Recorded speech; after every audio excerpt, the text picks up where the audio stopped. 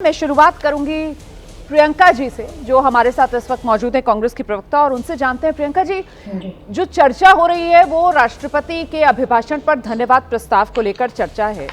मेरा सवाल यह है कि राहुल गांधी अगर राष्ट्रीय सुरक्षा के मुद्दे को उठाना चाहते हैं तो फिर उनके पास कोट करने के लिए एक ऐसी किताब और उसका हिस्सा जो अभी छपी भी नहीं, और उसी को लेकर वो जिद पर अड़े हुए हैं, क्यों है ऐसा?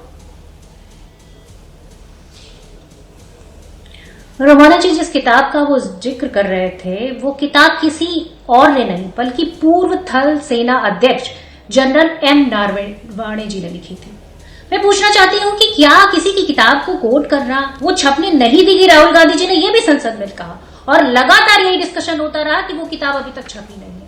पर उस किताब में ऐसा क्या था जिसको लेकर पूरी बीजेपी पार्टी एकदम दहशत में आ गई?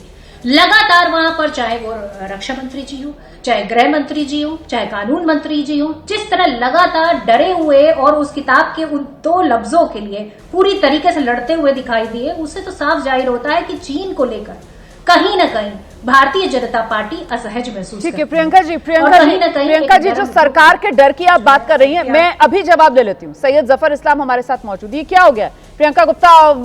तकनीकी खराबी आ गई है कुछ? प्रियंका गुप्ता जी हमारे साथ हैं या नहीं, बताइए। प्रियंका गुप्ता जी नहीं है, कुछ दिक्कत आ गई है। मेरा अगला सवाल वैसे मैं पूछना चाह रही थी प्रियंका गुप्ता जी से, लेकिन अब पूछ नहीं पाऊंगी जब तक वो जुड़ नहीं जाती हैं। जुड़े तो मुझे बताइएगा जरा, तब तक हम लेकर चलते हैं दर्शकों को। सैयद जफर इस्लाम साहब हमारे साथ मौजूद हैं। जफर भाई, इसी सवाल का जवाब दीजिए। जो प्रियंका आरोप लगा रही है, वो कह रही है कि साहब ये सरकार डर रही है और इसी वजह से राहुल गांधी को कोर्ट नहीं करने दिया जा रहा है। वो जो पढ़ना चाह रहे हैं राष्ट्रीय सुरक्षा से जुड़ा हुआ मुद्दा है, लेकिन सरकार को क्योंकि अनकंफर्टेबल कर देगा, जैसा राहुल भी कह रहे हैं कि सरकार के लिए, प्रधानमंत्री के लिए, रक्षा मंत्री के लिए असुविधाजनक हो जाएगा, इसीलिए बोलने नहीं दिया जा रहा।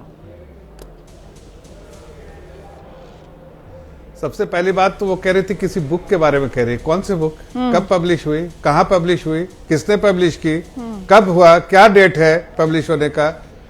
अरे भाई, आप बुक कह रहे कि हम बुक से पढ़ना चाह रहे थे। कौन सी बुक? बार बार तो यही पूछ रहे थे सदन में कि उस बुक का तो नाम बताइए, किसने लिखा है, कब लिखा है, कब पब्लिश हुआ, कहां पब्लिश हुई। कोई भी मैगजीन का ऐसे आप आर्टिकल उठा के अपने छपवा के ले आइएगा और उसको आप भाई, आपने शायद प्रियंका गुप्ता की बात सिलेक्टिव अंदाज में सुनी है, क्योंकि प्रियंका गुप्ता की तरफ से अभी चैनल पर ही ये आरोप भी लगा दिया गया कि सरकार किताब को छपने नहीं दे रही है। ये भी उन्होंने कहा है। इस पर भी जवाब देते चलिए। आ गई है प्रियंका जी, उसके बाद मुझे सवाल प्रियंका गुप्ता से लेना है। वो कह रही है कि साहब सरकार किताब छपने नहीं दे रही है। जो किताब है वो क्लियरेंस के लिए डिफेंस मिनिस्ट्री के पास पड़ी हुई है, 2023 से पड़ी हुई है, और इसको लेकर खुद जनरल नरवणे जो हैं वो कई मंचों पर मीडिया से ये बात कह चुके हैं। आइए जवाब दे दीजिए। नहीं देख, मैं नरवणे जी का इंटरव्यू सुनाऊं क्या? 1 इंच भी जो बात कह रहे राहुल गांधी जी उसमें झूठ कितना है? देश को अपमानित, सेना को अपमानित करने का काम है। कह रहे नरवणे जी कि 1 इंच भी देश की जमीन चाइना के पास नहीं गई है। मैं वीडियो सुनाऊं का? अगर आपको भेज देता हूं, सुनाइए देश की जनता को कि ये वीडियो है, देख लीजिए वीडियो जिनके बारे में आप कर रहे हैं गलत डॉक्यूमेंट दे रहे हैं, जिसके बारे में इतना बुक छपी उसका रेफरेंस दे रहे हैं, वो गलत है। हकीकत तो यह है कि जो उन्होंने कहा उसका वीडियो दुनिया के पास है। नहीं, बात यह है कि वो जो उन्होंने वीडियो जो आप ट्वीट कर रहे हैं और जो साझा कर रहे हैं आप, वो उन्होंने जनरल रहते हुए बयान दिया होगा, है ना? अब जिस किताब को लेकर ये पूरा हंगामा बरपा है, वो किताब छपी नहीं है, और खुद जनरल नरवणे की तरफ से ये कहा जाता है लिटरेरी फेस्टिवल में जब वो जाते हैं, हाँ, उनकी तरफ से कहा जाता है ना कि साहब क्लियरेंस नहीं मिल रही है, रक्षा मंत्रालय की तरफ से क्लियरेंस नहीं मिल रही है। और मत भूलिए जनरल वीके सिंह जो यूपीए के समय में सेना अध्यक्ष हुआ करते थे, वो 12 में रिटायर हुए और 13 में उनकी ऑटोबायोग्राफी छप कर आ गई थी।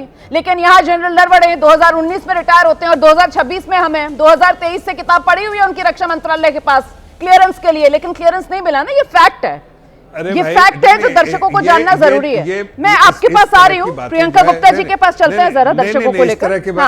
हाँ, प्रियंका गुप्ता जी जुड़ गई है हमारे साथ। प्रियंका गुप्ता जी के पास जरा चलते हैं और प्रियंका जी से जरा ये जान लेते हैं। प्रियंका जी, अभी आप कह रही थी जवाब दे लीजिए, उसके बाद जाइएगा। जवाब दे दीजिए, ले लीजिए, लीजिए 30 सेकंड जवाब ले लीजिए, फिर जाइएगा ना। मैं कह रहा इस तरह की अटकलें लगाना कहां तक सही है?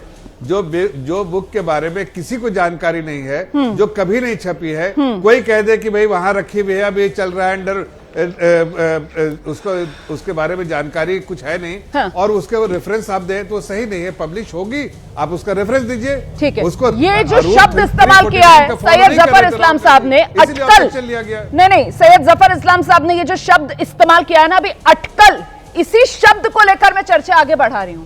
और प्रियंका जी, इसी शब्द को लेकर मेरा आपसे सवाल है कि ये अटकलें हैं, और अटकलों को लेकर राहुल गांधी सरकार को कटघरे में खड़ा करने की कोशिश कर रहे हैं। सुनिए, मुस्कुराइएगा बाद में।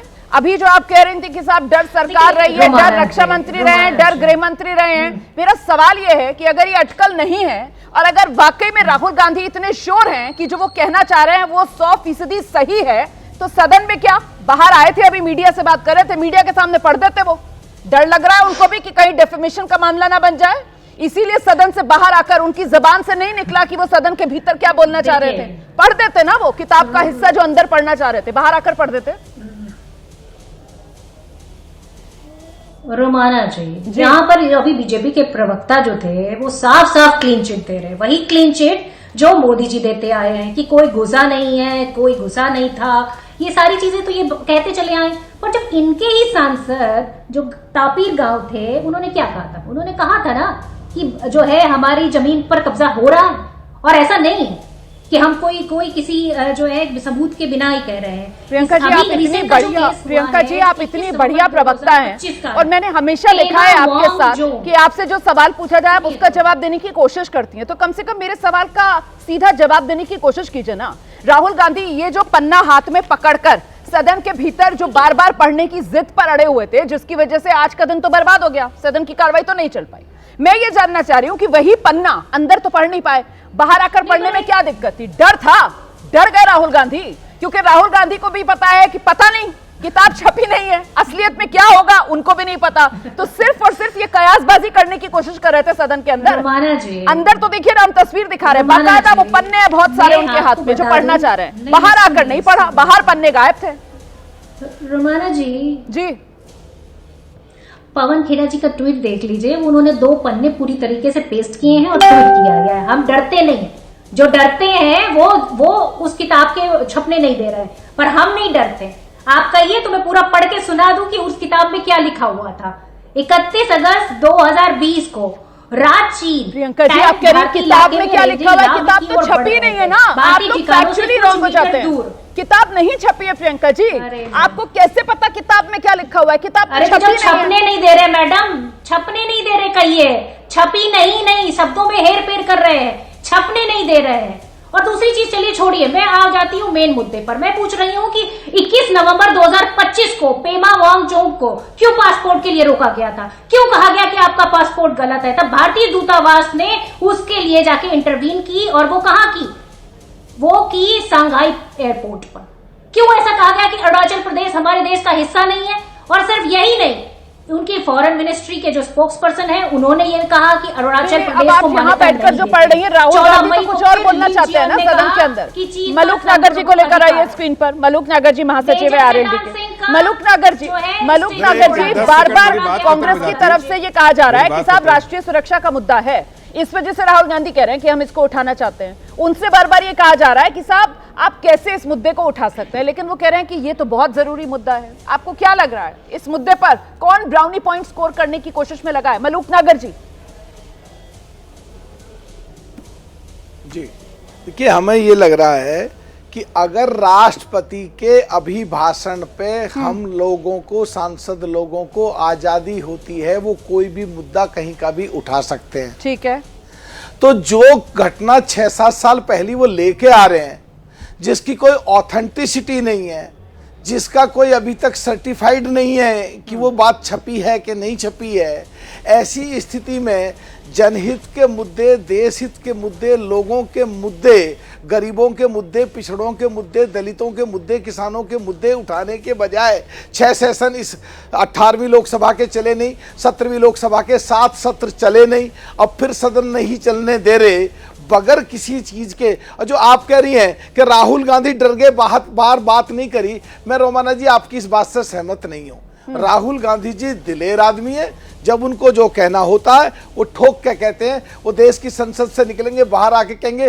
देश की इकोनॉमी डेड, 65 साल के करीब कांग्रेस का सारा शासन रहा, कांग्रेस की इकोनॉमी, देश की बढ़ाई, उसको भी डेड कर देंगे। हरियाणा में जलेबी की फैक्ट्री 50,000 लोग लगा देंगे। बिहार में चुनाव हो रहे हैं, वहां जाके मध्य प्रदेश में एक दिन पहले वहां पे भाषण करेंगे और वो उठा करके या वहां पे आमने सामने इनके चुनाव लड़ रहे हैं बिहार में, और यहाँ पे उठा करके दिल्ली में लड्डू और इमरती बना रहे हैं। तो जो उनका मन करता कहते हैं, डरे तो वो बिल्कुल नहीं। अच्छा। लेकिन बात ये है कि एक्चुअल में क्या कहना चाहते हैं, बगैर संसदीय परंपराओं को अडॉप्ट करे हुए, देश की हितों को ध्यान में रखते हुए जो चीजें देश के खिलाफ जाती हैं, बगैर तथ्यों के आधार पे एलओपी देश की संसद में खड़ा होकर उन बातों को अगर करे तो देश के लोगों पे इसका असर, पूरे वर्ल्ड में बैठे हुए लोगों पे इसका असर, देश के खिलाफ जाएगी बात या देश के फेवर में जाएगी इसका असर, ये जरूर सोचना चाहिए एलओपी का। ठीक है।